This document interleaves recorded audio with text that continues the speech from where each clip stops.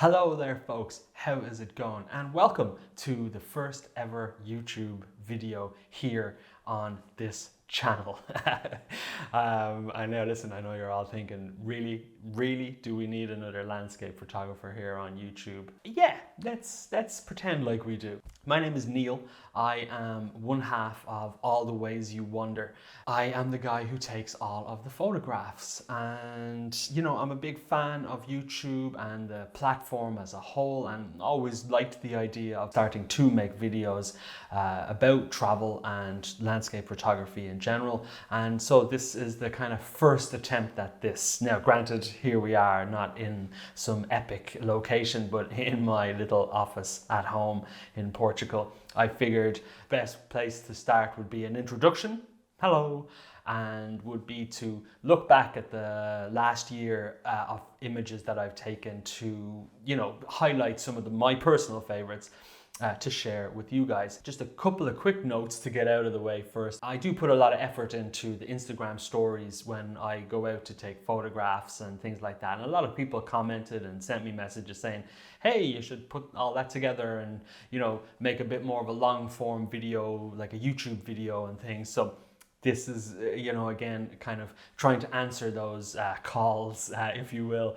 And then number two, people will kind of ask or wonder why I'm going under the guise of All the Ways You Wonder more so than my name, which is Neil Arthurs, is twofold, because I work professionally as a photographer. I have kind of two feathers in my cap, if you will, when it comes to photography. One being All the Ways You Wonder, which is a whole kind of separate brand, and then one being Neil Arthurs, which is more my kind of commercial work. So if you're interested in any of that kind of stuff, you can find me on both. But for now, let's talk pure landscape and travel. So image number one is one that I captured probably around this time last year when we lived in Luge, Praia da Luge, which is 20 odd minutes this way or that way. It's a very simple landscape, very simple kind of sunset landscape. And one of the things that I really enjoy about this image is the lovely leading lines that were created by the rocks as they form from the bottom right and kind of bring you through the frame up to that nice lovely starburst of a sunset.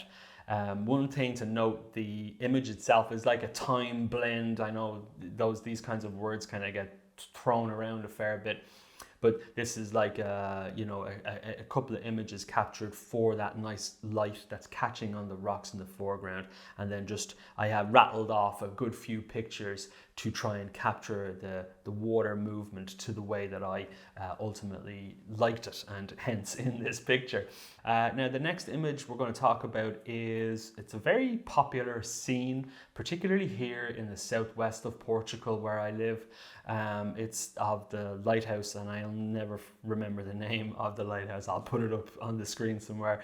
But I was super duper lucky with the light that happened in the sky here. It was just pure magic, and the whole evening was just absolutely wonderful. I had visited the lighthouse a few times. I knew that I wanted to photograph it at some point, and next video we're going to photograph this same lighthouse but from a different perspective.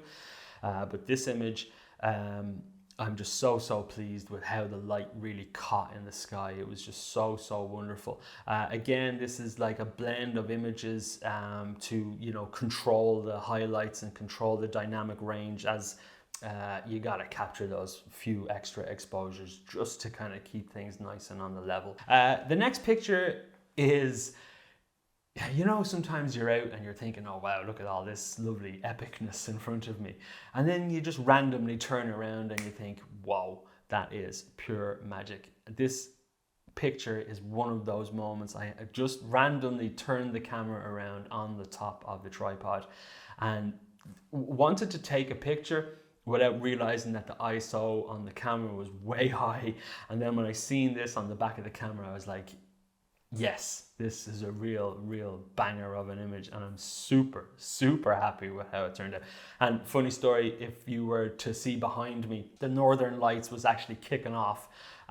This was taken in Lofoten last year, and as I say, the Northern Lights were going, but it's just something about this image that just spoke so strongly to me. The lines created in that small river in the foreground leading up to this massive mountain and the clouds and those lovely stars behind. So really, I was thrilled when I seen this picture pop up on the back of the camera, and a very happy accident, as they say. So here's to many more of those. So and the next image again is from Norway from last year. You know, getting to see the Northern Lights at any time or anywhere is such a privilege, and this night was no exception. I mean, it was just absolutely magic. And this particular vista is a very popular vista for photographers and landscape photographers to visit. Even without the Northern Lights, it's an absolutely fantastic scene. It's just got the contrast of these lovely red houses or cabins along the right hand side that lead up to this absolutely massive mountain. The whole time we were there in Norway, it was super clear skies, and you know, while it may not have boded well for epic landscape photography sunsets, it sure lent itself well to epic Northern Lights scenes. And when it kicked off, it was just pure magic, and getting the opportunity to be there at that time and to photograph this was all you could possibly ask for in a landscape image. So absolutely thrilled with how this one turned out and how it looked in the end. So the next picture is, you know, I'll admit that I am a bit of a lazy photographer.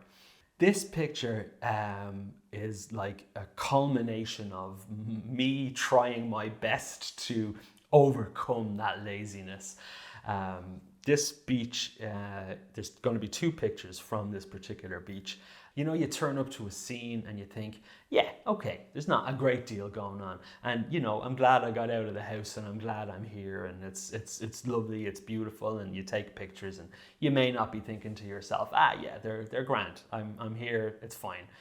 But then the sky just absolutely went on fire. It was, to be honest, in all the sunsets I've witnessed, I'm not sure I've seen clouds do this in my entire life. It was absolute magic. It was like the sky was on fire. It was just absolutely incredible. And one of the things that I tried to achieve with this picture was to mirror the sky and the water. So you've got the absolutely blazing sky at the top right of the scene, and then the receding water as it's going out on the bottom left, to try and balance. I do have versions of this scene where there's no water and there's loads of water and there's less water and so on and so on. But this particular frame for me just seemed to scream balance, and I'm absolutely thrilled with how it turned out. Onwards we go to Namibia, and if anybody follows on Instagram, they'll have known that I was in Namibia in October. You know, one of the places that we visited in Namibia was a place called Kuhlman's Kop, which again, it is a popular spot for photographers to visit, purely to visit this place. And it is like an abandoned mining town. It's like something lost in time. It's just this tiny little village that the desert is slowly reclaiming. And one of the fantastic opportunities about visiting this place is to capture just contrast. That's the best way I can put it. There's so much tremendous opportunity to create and to see and capture contrast of light and shadow. And obviously the sand and the brokenness and the abandonedness of the whole place just adds to this whole element of contrast. It's such a wonderful place to visit. But this particular picture I really like, because on the other side of the door that you see here is a very kind of photographed image of Kuhlman's Kop. And I was happy enough that yeah, I got that particular picture, and it's a very nice picture, which we may see at some point down the road if I get to edit it. But I was so happy with the opportunity and the freedom to be able to explore and to be able to kind of climb in through one of the broken windows. And I found this particular scene. This is actually taken at sunset with the light coming in from the right hand side of the frame. It just adds this gorgeous contrast to the whole scene, and I'm thrilled with how it turned out. And I'm so delighted with the opportunity to be able to have that space to explore and to create. We shall return back to Lofoten. I remember so vividly standing at this viewpoint and seeing this scene unfold as the evening progressed. And even the people that were with us on the trip, I was so audibly happy at the idea and the notion of what I was photographing. For me, it was just so beautiful. The reflection, the balance, the contrast, the colors, the tones, everything about this evening was just pure magic. And I really like, this is probably one of my favorite pictures that I have ever taken. Again, it is a bit of a blend in relation to time wise. The clouds, they did move really slowly across the frame, and the main bulk of the image, the mountains and the reflections, it was taken, I think it was maybe about 3 or 4 minutes in the difference. I just wanted to have the cloud in the image to create and help to stabilize what would otherwise be, an empty frame around the mountains. It would still be a fantastic scene, but for me, the balance really comes with those clouds that are in the sky. And everything about the picture for me is just, I love it so much. And if I, decide to ever print images, which I know we all should do, this would absolutely be one I think that would look really well, nice and big and hung up on a wall. So maybe I'll do that at some point and show you guys.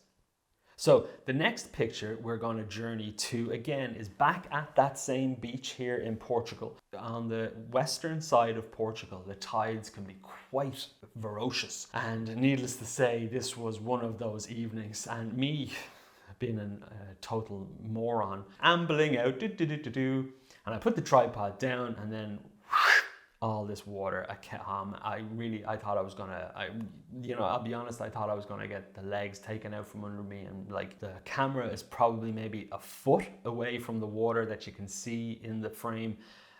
It's not terribly sharp because of the water, but sharpness, as is a debatable topic we may get into at some point in the future. I have wanted to photograph this particular sea stack for ages, since I first visited it, with the sunlight catching on the left side of the rock face. And I'm so thrilled with how everything came to be in this image. Now, granted, while the water was rapidly receding and trying to take me with it, I just kept my finger down on the shutter, hoping I wasn't going to fall over, and then hoping that one of the frames I captured was going to be, usable. And I'm so thrilled that this picture was there, because the veracity of that water, I think, is really captured in this scene, and capturing that lovely soft light on the rock faces just totally makes this it was so worth it. It was such a wonderful evening. And if you ever meet me, ask me about the rest of the day, because I won't ramble on too much as we continue on here. Let's do one more, maybe two more. This picture is as simple as landscape photography gets for me. It's super minimal, and as cheesy as it might look, the sunrise through the branches, for me, encapsulates what it was like to be in Sesrium, in the desert of Namibia. And with all this incredible petrified trees all around, it just, for me, screamed, captured this image. I was ever so slightly turning to the left. We had a vague idea of where the sun was going to come up. And so needless to say, as it was rising, I was panic mode. And I absolutely love the result of this picture. It's, like I say, it's so minimal and it's so simple. So I'm really happy with how this one turned out. I don't think I actually captured too many frames of it. I think it was just one frame. There was no exposure blending here. I wanted to try and keep it as simple as possible because of that. You're looking straight at the ball rising over the sand dunes.